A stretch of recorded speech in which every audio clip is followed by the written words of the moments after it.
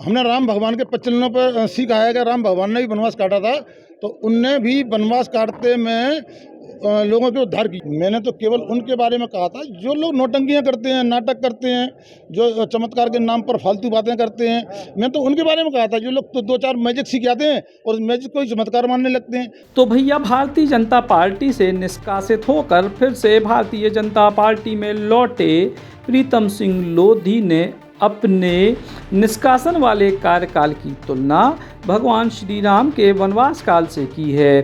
भगवान श्री राम को 14 वर्ष का वनवास हुआ और इसको उन्होंने पूरी निष्ठा के साथ पालन किया, लेकिन 6 वर्ष का निष्कासन हुआ प्रीतम सिंह लोधी को और 7 महीने में ही भारतीय जनता पार्टी में उनकी वापसी हो गई। और अब तुलना भी की तो सीधे प्रभु श्री राम से। देखिए, मुद्दे की बात नहीं है, आप भी भूल जाते हो। वनवास मेरा 2 बार हुआ है, आप सिंगल बार बताते हो। 5 साल पहले, 6 साल के लिए पहले भी हुआ था, वो भी मैंने वनवास काटा है।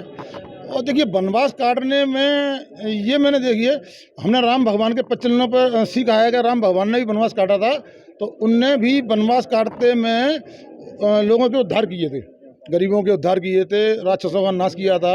तो मुझे भी इस वनवास, पहले वाले वनवास में और इस वनवास में, मुझे भी ऐसे लोगों को जो जितने भी पार्टी में कुछ ऐसे लोग घुसाते हैं दाएं बाएं आए बाएं से, जो लोग पार्टी का सत्यानाश करते हैं, तो ऐसे लोगों की पहचान हमें भी हुई और हमें भी कुछ संघर्ष करने का मौका मिला। तो ये तो वनवास नहीं कहेंगे, हम तो इसको संघर्ष करेंगे। भारतीय जनता पार्टी के वरिष्ठ नेतागण और भारतीय जनता पार्टी के मुखिया तय करेंगे।